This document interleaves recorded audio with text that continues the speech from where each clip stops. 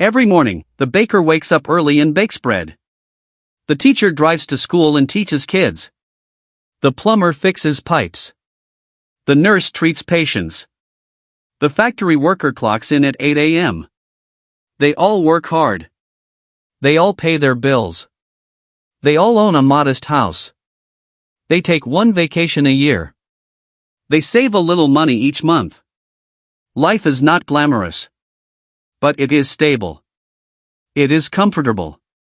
It is enough. This town has a name.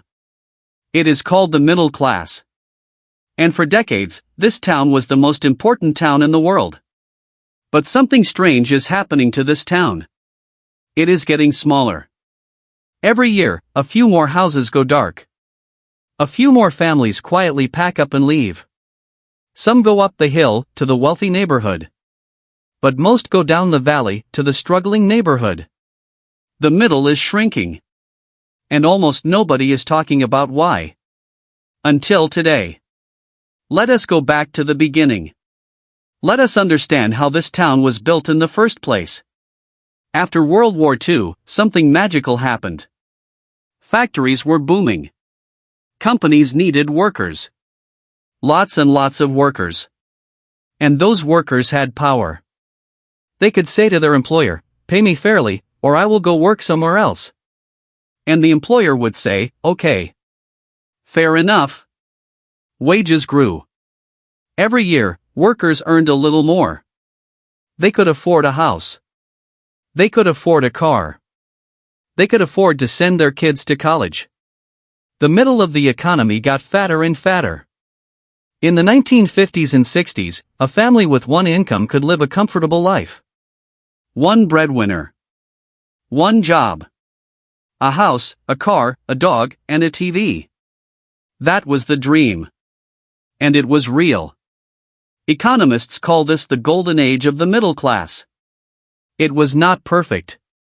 Not everyone was included. But for a large portion of the population, life was genuinely getting better. Year after year. Decade after decade. The pie was growing.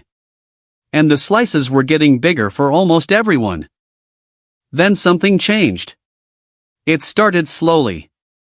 So slowly that most people did not notice. In the 1970s, new factories started opening. Not in America. Not in Europe. But in places like China, Mexico, Vietnam. Countries where labor was cheap. Very, very cheap. A company that used to pay a factory worker $20 an hour in Ohio could now pay a worker $1 an hour in a factory overseas. The math was simple. Brutal, but simple. So the companies made a choice. They moved the jobs. The factories closed. The towns went quiet. The workers were told, "Sorry. We need to stay competitive." And then the executives flew home on their private jets and celebrated the savings. This is called offshoring. And it was just the first crack in the wall. Now here is where our story gets interesting. Because while the factory worker was losing his job, a new type of worker was rising. The knowledge worker. Lawyers. Engineers. Software developers. Financial analysts. Management consultants. These people sat in offices. They worked with ideas and data. Not with their hands. And as the economy shifted from making things to thinking things, these workers became extremely valuable. Their salaries exploded. Meanwhile, the people who used to work with their hands, the factory workers, the assembly line workers, had very few options. Some went back to school. Some found new jobs in retail or food service. But those jobs paid much less. Those jobs had no benefits. Those jobs had no stability. So what you started to see was a split. A divide. The educated and the connected went up. The rest stayed flat, or went down. The middle started to hollow out. But wait. There is more. Because just as workers were losing ground from below, something else was squeezing them from above. Technology. Now, before you say, "Oh no, not the robot speech," hear me out. Because this is not just about robots on factory floors. This is something bigger. Something sneakier. Automation does not just replace manual labor anymore. It replaces any job that follows a pattern. Bank tellers were replaced by ATMs. Travel agents were replaced by websites. Accountants are being replaced by software. Even lawyers and doctors are starting to feel the pressure from AI that can do in seconds what used to take hours. Every time a machine replaces a human, the company saves money. The shareholders celebrate. The executives get bonuses. And one more middle-class worker loses their paycheck. The cruel irony? The people in the middle are often the most vulnerable. The very rich can pivot. The very poor often hold jobs that are too physical, too personal, too unpredictable for machines to replicate easily, at least for now. But the middle? The middle does repetitive, structured, pattern-based work. And that is exactly what machines are best at replacing. Now let us talk about something nobody likes to talk about. Something that makes people uncomfortable. Power. For most of the 20th century, workers had power. They had unions. They could go on strike. They could negotiate. Companies needed them. But slowly, quietly, that power was taken away. In the 1980s, the political winds shifted. Unions were weakened. Anti-union laws passed. Companies were given more freedom to hire and fire. The idea sold to the public was simple: if you free businesses from regulations, they will grow, create more jobs, and everyone will be better off. They called it trickle-down economics. Here is what actually happened. Businesses did grow. Profits did increase. Enormously. But the extra money did not trickle down to workers. It trickled up. To shareholders. To executives. To people who already had a lot. Between 1978 and 2020, CEO pay in America grew by over 1,300%. Worker pay? It grew by about 18%. Let that sink in for a moment. 1,300% versus 18%. The pie got bigger. But the middle class slice did not. Now here is where our story takes a very human turn. Because people noticed. Not the statistics, not the charts, but the feeling. The feeling that something was off. That life was getting harder even though they were working just as hard as their parents. So what did people do? They adapted. In the most human way possible. Families that used to have one income got a second income. Moms went to work. Not just for personal fulfillment, but because one salary was no longer enough. People took on debt. Credit cards. Car loans. Home equity loans. Student loans. They borrowed their way into the lifestyle their parents had earned with wages. And here is the tragic part. It looked like progress. 2 incomes. More consumer spending. More goods. More gadgets. More vacations. From the outside, it looked like the middle class was thriving. But it was a mirage. A mirage built on debt. The middle class was not growing. It was borrowing. And there is a massive difference between the two. And then came the housing trap. For generations, people were told, own a home. A home is the safest investment you can make. A home builds wealth. A home is the foundation of the middle-class dream. So people bought homes. And as more people bought homes, prices went up. And as prices went up, the people who already owned homes got richer. And the people who had not yet bought were now priced out. Young people today are paying more for a small apartment than their parents paid for a 3-bedroom house. And that house their parents bought? It is now worth 5 times what they paid for it. The parents got rich through real estate. The kids cannot even afford a down payment. This is one of the sneakiest ways the middle class is split. The homeowners go up. The renters stay behind. And the gap between the two grows wider every single decade. Now let us zoom out. Let us look at the full picture. Because all of these forces, offshoring, automation, weakened unions, debt culture, housing inflation, they do not act alone. They work together. They reinforce each other. They form a machine that consistently, reliably, predictably transfers wealth upward. And here is the machine in simple terms. A company cuts costs by moving jobs overseas. To cut costs, we're relocating our factories. Jobs are moving overseas, right here. Profits go up. The stock price rises. The shareholders, who are mostly wealthy people, get richer. The workers who lost their jobs take lower-paying service jobs. They have less money to spend. They take on debt to maintain their lifestyle. They pay interest on that debt to the bank. The bank profits.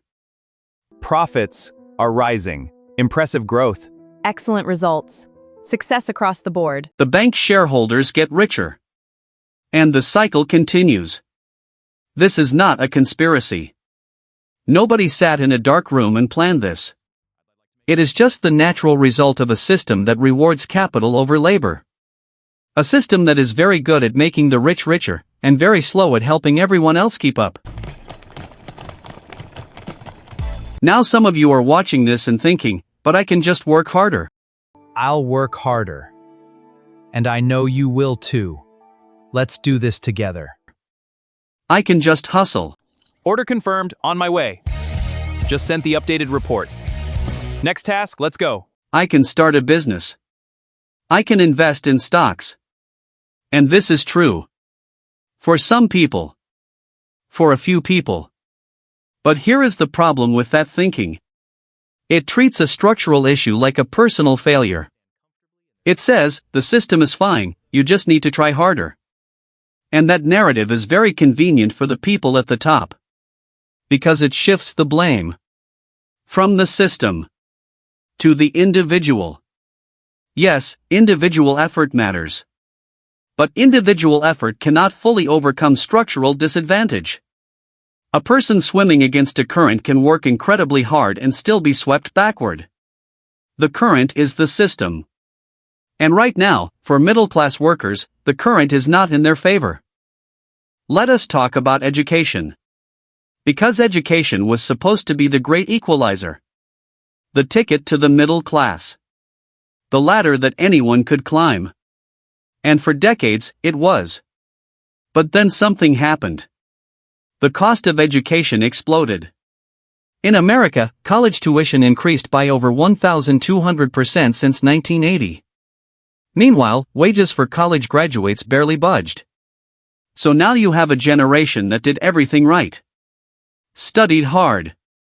Got good grades. Went to college. Graduated with a degree. And also graduated with $50,000 in student loan debt. And then entered a job market where the salary is not enough to comfortably pay the rent and the loan and save for retirement all at the same time. The ladder is still there. But someone quietly added a price tag to every rung. And now we have arrived at today. At the world that you and I are living in right now. The middle class is not just shrinking because of old forces like offshoring and deindustrialization. It is shrinking because of new forces too. The gig economy. Platforms that turn workers into contractors. No benefits. No job security. No retirement. You drive for a rideshare app, you deliver food, you freelance online. You are technically your own boss. But really, you are just working for a company that has figured out how to avoid paying you like an employee. Artificial intelligence. We are at the beginning of the biggest wave of automation in human history. White-collar jobs, creative jobs, analytical jobs are now in the crosshairs. The same middle-class jobs that replaced the factory jobs are now being replaced by algorithms. And financial markets that operate on a completely different timeline from human lives.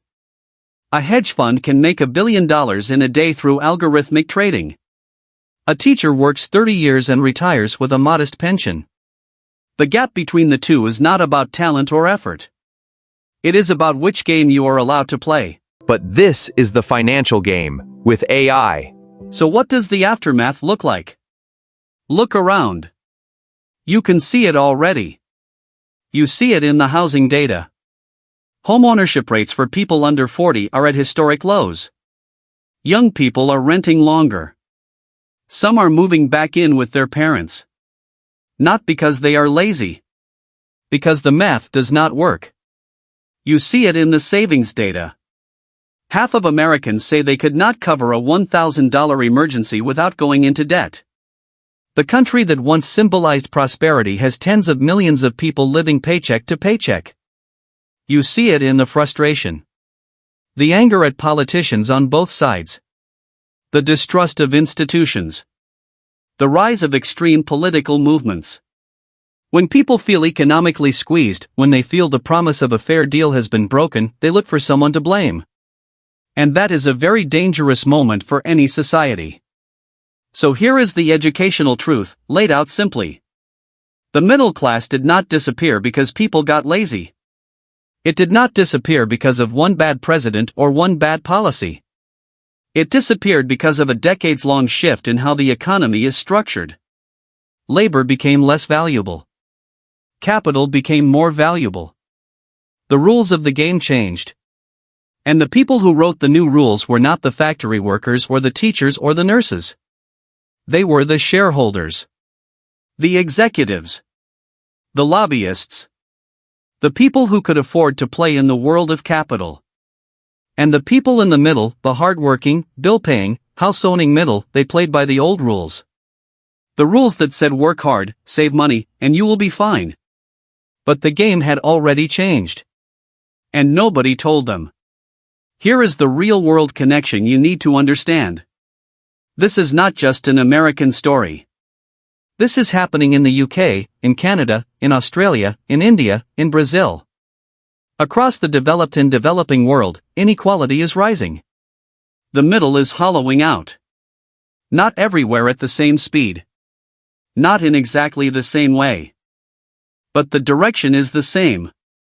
The World Economic Forum, the IMF, the OECD, all the big global institutions are sounding the alarm. Growing inequality is not just unfair. It is economically dangerous. Economies need a strong middle class to function. The middle class is the engine of consumer spending. It is the nursery of small businesses. It is the backbone of democratic societies. When the middle hollows out, economies become fragile. Democracies become unstable. Societies become divided. This is not abstract theory. This is history, playing out in slow motion, right in front of us. So what is the lesson? The lesson is this. The economy is not a force of nature. It is not like weather, something that just happens to you. It is a system. And systems are built by choices. Policy choices. Political choices. Cultural choices. The middle class was not an accident. It was built. Deliberately. Through policies that valued labor. Through unions that balanced power. Through governments that invested in education and housing and healthcare. And it can be rebuilt. Or at the very least, it can be stabilized. But only if people understand what is actually happening. And only if enough people decide to demand something different. You cannot fix a problem you do not understand. And you cannot change a system if you think the system is natural and inevitable. The first step is simple. See clearly. See what is happening. Understand the forces at play. And then decide, as individuals and as societies, what kind of future we actually want to build. Because the middle class did not just disappear on its own. It was hollowed out. Piece by piece. Choice by choice. Policy by policy. And that means it can be rebuilt. Piece by piece. Choice by choice. Policy by policy. The question is whether we will choose to do it.